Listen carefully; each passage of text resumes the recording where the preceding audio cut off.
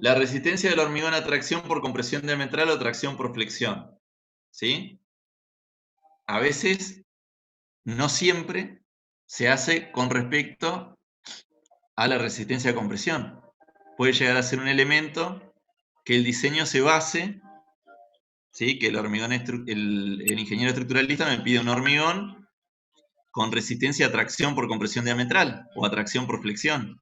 En ese caso yo tengo que verificar experimentalmente durante los ensayos de dosificación que la mezcla cumpla esa resistencia a tracción especificada en los documentos de proyecto o de pliego. ¿Se entiende? En esos casos, el proceso, digamos, de comprobación va a ser según norma IRAN al ensayo de tracción a compresión o tracción por flexión. O sea, son ensayos normalizados en esos casos. Luego lo que hago es hacer una correlación entre la resistencia a compresión y las resistencias a tracción que me dieron en el ensayo, sea a tracción por compresión diametral o tracción por flexión. ¿Se entiende? Este caso en particular es bastante raro, ¿eh? A mí, por Sí, ejemplo, profe. nunca me ha tocado. Bueno, la verdad que es bastante raro esto, pero bueno, puede llegar a pasar que en la especificación se diga que deben cumplir resistencias a tracción. Puede pasar, por eso lo damos. Entonces, lo que se hace es, en el punto C, realizar la recepción del hormigón. Recepción del hormigón quiere decir la aceptación del hormigón, ¿sí? Lo que hago es, mediante ensayo de compresión, y se verifica, ¿sí?, la resistencia especificada aplicando el coeficiente de correlación determinado según el punto B, si sea tracción por compresión diametral o tracción por flexión. Esto en el caso de que como criterio de base se tome la resistencia a la tracción, sea por compresión diametral o por flexión. Bastante raro, pero puede llegar a pasar, por eso lo indicamos acá. ¿Qué pasa en un dosaje empírico? ¿Sí? Que no es el dosaje que nosotros vamos a dosificar o a enseñarles cómo se hace la dosificación en obra. Sí, en obra o en laboratorio, pero para obras importantes. Empíricamente se indican, algo empírico, ¿qué significa? Que no tiene un fundamento racional o un fundamento de muchos ensayos o de análisis previos, ¿sí? Lo que se hace en esos casos es indicar el volumen, las proporciones de cada uno, sin predecir qué calidad voy a tener ni qué comportamiento voy a tener.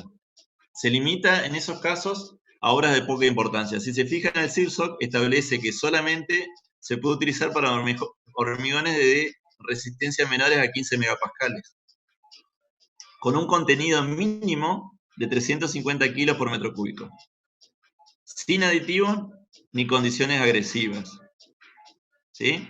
O sea que solamente puedo utilizar un dosaje empírico, el CIRSOC me lo permite, para hormigones de resistencia menor a 15 megapascales, ¿sí? De baja calidad, siempre con un contenido de cemento mínimo, de ahí para arriba, de 350 kilos por metro cúbico, de ahí para arriba, sin utilizar aditivos ni condiciones ambientales agresivas.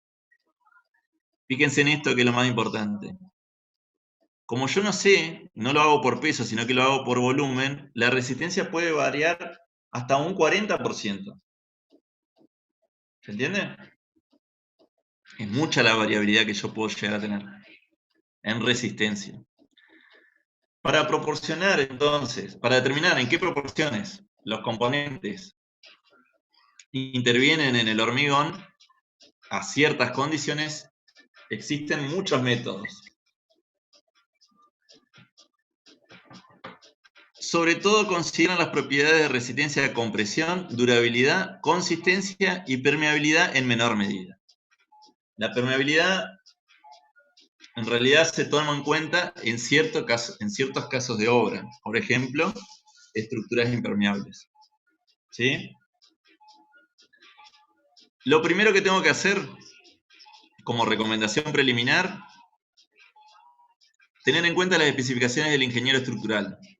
Seleccionar la resistencia requerida, ¿sí?, en base a la resistencia de diseño especificada por el proyectista.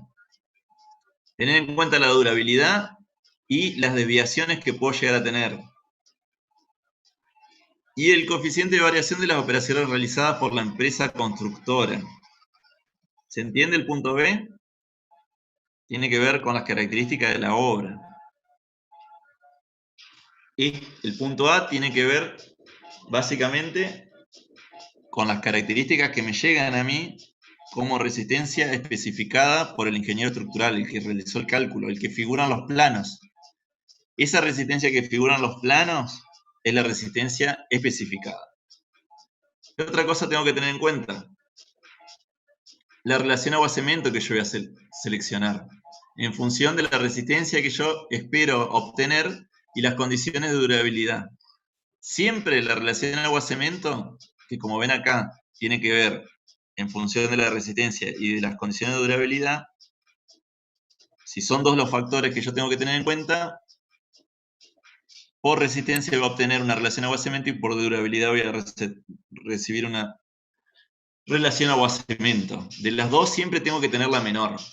El tamaño máximo nominal del agregado tiene que ver en función de la separación de las armaduras y del espesor del elemento, ¿sí?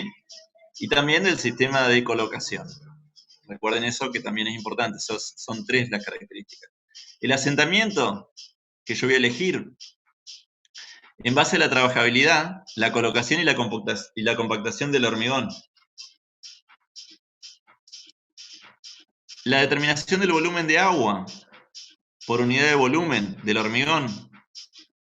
Eso va a tener en cuenta el tamaño máximo nominal del agregado y el asentamiento, ¿sí? En función del asentamiento y del tamaño máximo, voy a poder determinar el volumen de agua. La determinación del porcentaje de aire total, sea con incorporadores de aire o el aire intrínseco. ¿Recuerdan hasta qué valor de porcentaje puede llegar a tener un hormigón de aire intrínseco?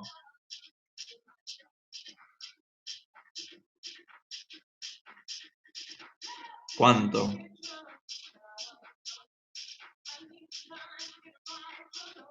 ¿Se acuerdan? Yo no, profe. Lo dimos en la primera clase en el pizarrón. En No, el 4, chat 8. dice de 4 a 8, ¿puede ser? De 1 a 3. 3 le diría que es bastante. Lo más usual es tomar 1,5, 2. Mire, volvería atrás. Recuerden esto. Por ahí si les sirve.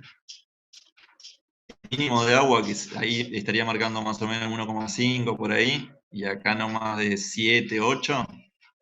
Bueno, esos son los porcentajes en los que varía. En este caso sin incorporador de aire y en este caso con incorporador de aire.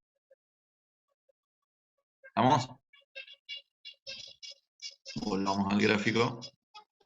1,5 es un valor de aire intrínseco. O sea, sin incorporador de aire. Por último, la cantidad de cemento por unidad cúbica de hormigón en función del volumen unitario de agua de la relación agua-cemento. Si yo tengo la cantidad de agua y tengo la relación agua-cemento, lo único que hago es despejar de este valor la cantidad de cemento y sale automáticamente en kilos. ¿Se entiende?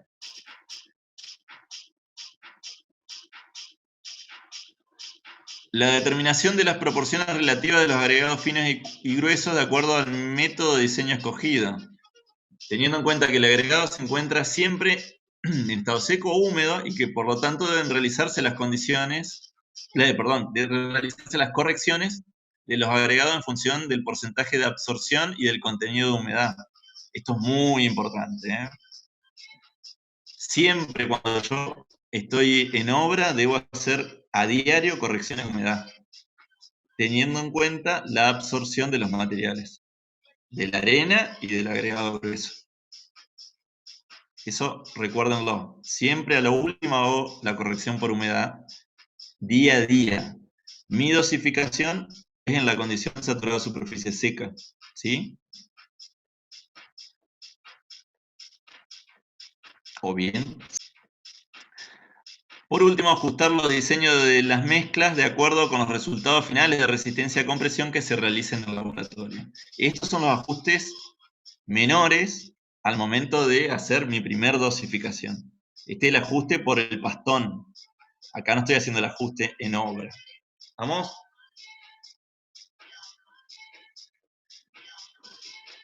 Bueno, por el método del Sirsoc 201, vamos a ver nuevamente que los materiales componentes y las proporciones del hormigón, ¿qué tengo que como requisito general? La trabajabilidad, el escurrimiento entre las armaduras, el llenado de los encofrados, la terminación requerida, las condiciones de colocación, como dijimos, sin que se produzca ni segregación ni exudación. Debe establecer en forma racional, según experiencias o mediante mezclas de prueba en laboratorio, siempre con los materiales, ¿sí?, que se van a utilizar en obra. Eso es clave, no vayan a cambiar los materiales en obra, no vayan a llegar a otro tipo de piedra, porque ahí obviamente no va a ser la dosificación que yo tenía prevista. La dosificación para hormigones sin armar de clase H15. ¿Qué significa H15?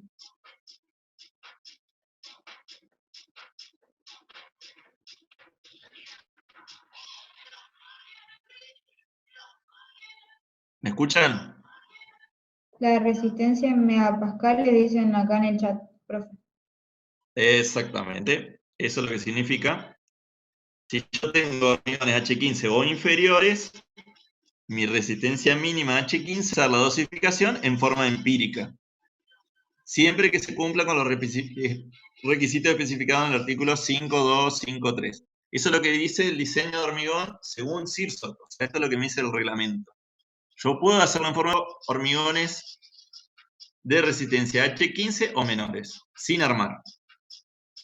¿Y qué otra característica tenía que tener? ¿Se acuerdan? Además de la resistencia, ¿qué otra cosa? Baja calidad, que es una obra No, chica. no. Otro dato. El Sirso, ¿qué otra cosa me daba? Sí, sin aditivos era una. ¿Y qué otra cosa? 350 kilos. Como dice Axel, de cemento por metro cúbico de hormigón, como mínimo, ¿eh? De ahí para arriba. ¿Vamos? La resistencia de diseño de la mezcla es igual, fíjense la cantidad de veces que se repite lo mismo. Es igual a la resistencia media de la rotura de compresión para la que se va a dosificar. Debe ser igual o mayor que la resistencia de diseño de la mezcla calculada de acuerdo con el artículo 5.2.2. Eso es lo que dice el Sirsoc. ¿Bien? Y esa resistencia media, de diseño media, va a depender del modo 1, del modo de control, sea modo 1 o modo 2. El modo 1 de control es un control mucho más riguroso, más específico. Y en ese caso, me da dos fórmulas. ¿Cuál de los dos le parece a ustedes que es más riguroso? ¿El 1 o el 2?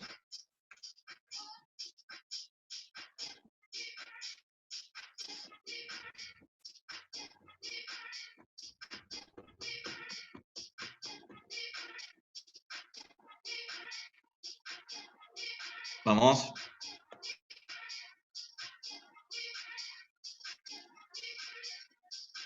El 1 es más riguroso el control. ¿Por qué?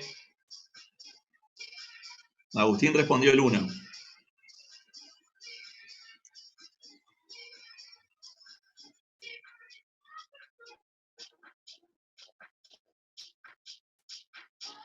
¿El coeficiente que resta es menor o mayor?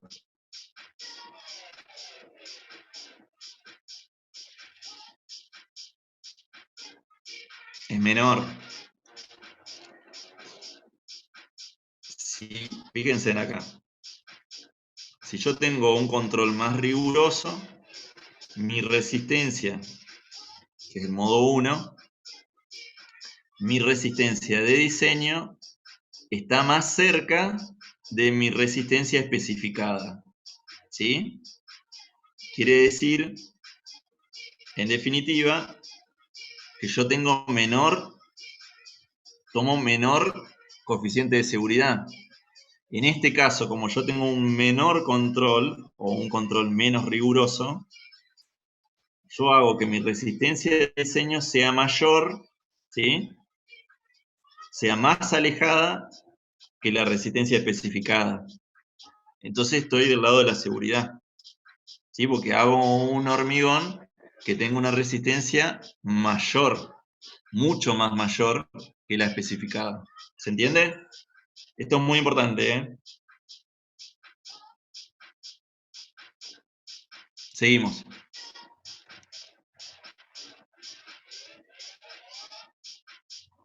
La especificada a la compresión del hormigón y la otra a la resistencia de diseño de la mezcla. Los dos son megapascales. Bueno, no lo mencioné, pero SN es la desviación estándar. No sé si ustedes usaban esa nomenclatura.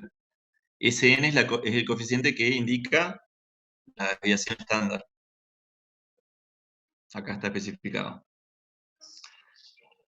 La desviación estándar se determina según el artículo 5.2.3. El CIRSOC está en el campus para que lo puedan ver, ¿eh? En ningún caso esa desviación estándar, en esta fórmula, debe ser menor que 3 megapascales. Entonces, por ejemplo, podemos usar 3 megapascales para determinar nuestra resistencia de diseño en el ejemplo. ¿Estamos? Profe, en el chat preguntan que cómo determinás el uso de un modo u otro. ¿Y a ustedes qué les parece? Si yo hago una dosificación por volumen, por ejemplo, ya lo vamos a ver, eso se especifica, pero si yo hago una dosificación por volumen, estoy en el modo 2, no tengo control. ¿Se entiende? Cuando no peso todos los materiales, estoy en el modo 2. Cuando hago una dosificación parcial, estoy en el modo 2. ¿Sí? El modo 1 yo lo aseguro si yo al momento de dosificar estoy haciendo pesado todos los materiales. Ese es un control riguroso.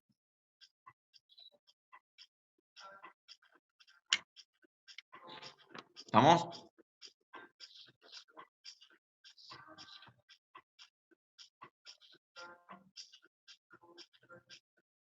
Fíjense en acá.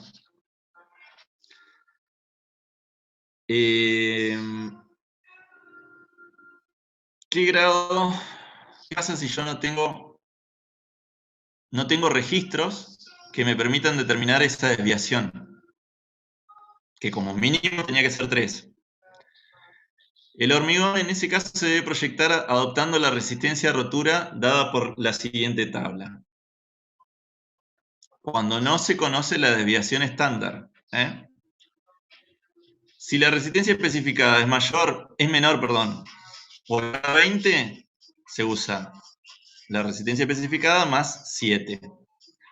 Si está entre 20 y 35, le sumo 8,5. Y si es mayor a 35 megapascales, la especificada, le tengo que sumar 10. Es en el caso que no tenga desviación estándar. ¿Estamos? El CIRSOC establece que durante la construcción y a medida que yo tenga resultado de ensayos, puedo ajustar esa desviación y, por lo tanto, reajustar la mezcla como vimos en una filmina anterior y lo aplicamos luego. En ese caso, nunca la desviación puede ser menor a 2 megapascales. En el caso que yo quiera hacer un reajuste de la mezcla, teniendo una X cantidad de resultados. ¿Se entiende?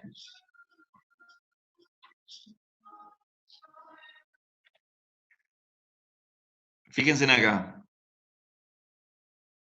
Según el proyecto de reglamento argentino de hormigón estructural, el PRAE, esas estimaciones podían tener estos valores. Esas estimaciones, perdón, del coeficiente, o el coeficiente, que se le aplicaba para mayorar la resistencia especificada, si el control era muy bueno, podía ser 1,33. Si el control era regular, un 55, 1,55. O sea que acá lo que estoy haciendo es sumarle un 33%. En este caso, mayorarlo un 55%. Y si el control era malo, un 85%. Un montón.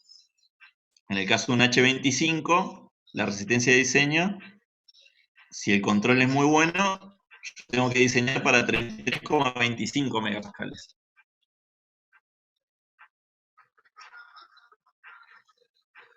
Según el tipo de la clasificación según el tipo de exposición, ¿sí? Ahora vamos a ver las diferentes tablas y gráficos para dosificar. ¿Vamos hasta ahí? Sí, profe. ¿Cuánto me queda, Diana? No aparece todavía, así que más de 10 minutos. Perfecto. Sí, me iban a preguntar algo.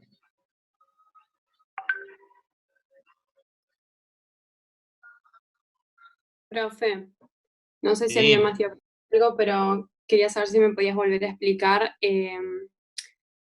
lo del coeficiente, o sea, si es muy bueno, ¿cómo? No entiendo. No entendí. Vamos a ver acá de vuelta. Subo. El control O muy sea, bueno es cuando... ¿es del control? ¿Sale del control? Sale de control, exactamente. Ah, bien. O sea, no está en una norma, sino que vos lo sacás del control que estás haciendo para... No. Perdón.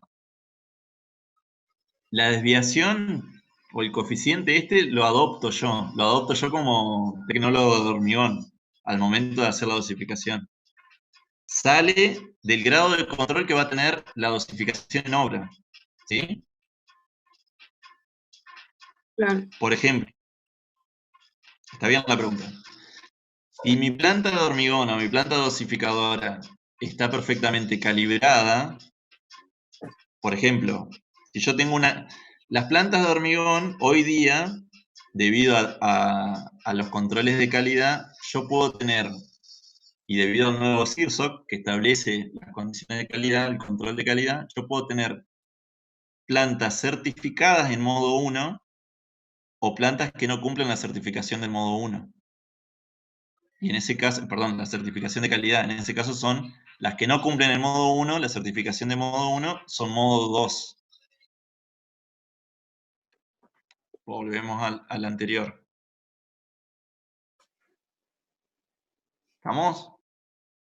Sí. ¿Me siguieron hasta ahí? Si las plantas, hoy día existen plantas que están certificadas. Quiere decir que cumplen con ciertas normas de calidad. Esas normas de calidad lo vamos a ver en la unidad de calidad, de control de calidad del hormigón, es una unidad dentro de la materia. Establece qué requisitos tienen que cumplirse, ¿sí? Por ejemplo, para una planta de hormigón, una planta dosadora. Entonces, en ese caso, si la planta está certificada por el organismo de control y cumple la norma de calidad, se denomina modo 1. Todas las que no están dentro del modo 1 son modo 2. ¿Me siguen hasta ahí? Sí. Por ejemplo, un hormigón que yo hago en una obra con perita, con un hormigón, una mezcladora perita, o una hormigonera chica de volteo, ¿qué tipo de modo va a ser?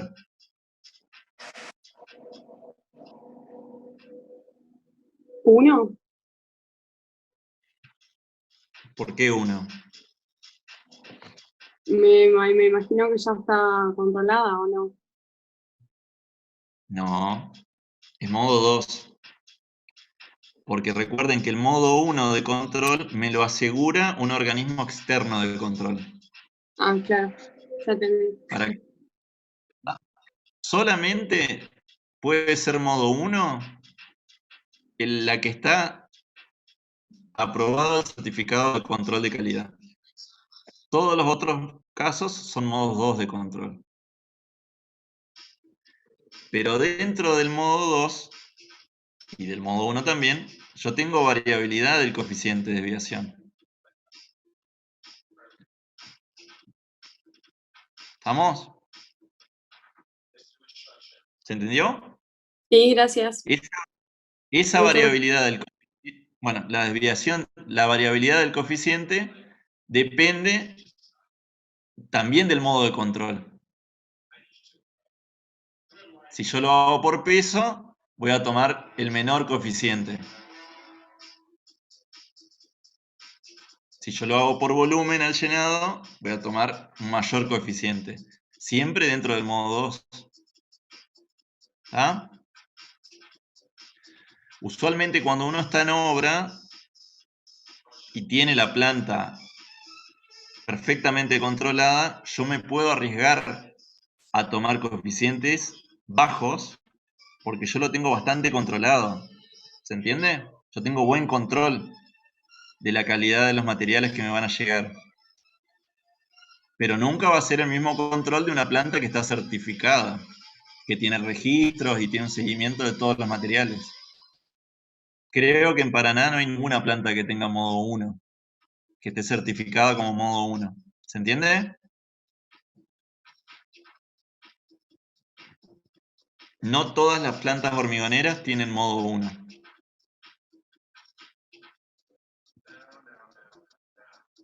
¿Me van siguiendo?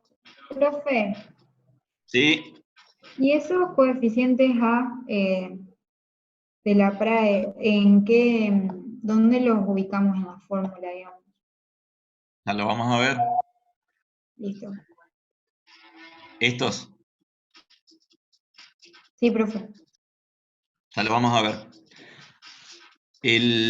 Por ejemplo, el método de dosificación del ICPA establece valores de esos coeficientes, ¿sí? Según cómo es la pesada de los materiales componentes. Cómo se hace la dosificación, si se hace por volumen o por peso. Lo vamos a ir viendo con la práctica. Cualquier cosa, lo volvemos a ver. ¿Estamos?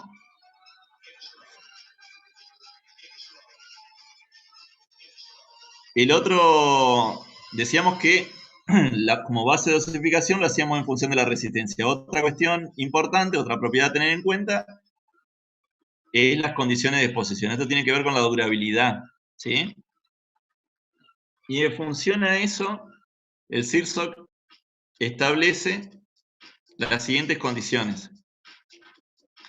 Designa como condición A, fíjense, A, C, M, C y Q. Esto lo van a ver en el libro, también están bien especificadas. Las clases A usualmente no son agresivos, ambientes normales, clima húmedo. La C es sumergido con cloruros, ¿sí? Por otro lado, la subclase, por ejemplo, los marinos, que son los M, subclase al aire, sumergido, con por posible proceso de corrosión por cloruros. Y del medio ambiente, a más de 1 kilo de la línea de alta marea y en contacto eventual. Estoy viendo este caso, el caso M1. Entonces yo lo que hago es ver qué tipo de clase es la que yo tengo y en función de eso va a haber tablas que me van a especificar, por ejemplo, máximos valores de relación agua-cemento. ¿Se entiende? ¿Se entiende cómo se trabaja con este gráfico? Acá lo que yo hago es ver dónde se ubica mi obra, bajo qué condiciones va a trabajar. Y básicamente después buscas la designación y te fijas en todas las especificaciones. Exactamente. En realidad yo lo empiezo a buscar por este lado. Interiores de edificio no sometido a condensación. no hay ningún proceso, es el A1. En interior de edificio expuesto con al aire con humedad relativa entre 60 y condensaciones. Puedo tener un proceso de carbonatación que ya lo vamos a ver. Entonces, es A2. ¿Vamos? Los Q son los más agresivos. Dentro de los Q tengo 3 grados. Se fijan acá. Y ahí lo establecen. El CIRSOC, una vez que yo establecí cuál es mi característica de exposición, o mi clase de exposición, mejor dicho, como dije recién, establece valores máximos de relación agua-cemento. ¿Por qué máximo y no mínimo?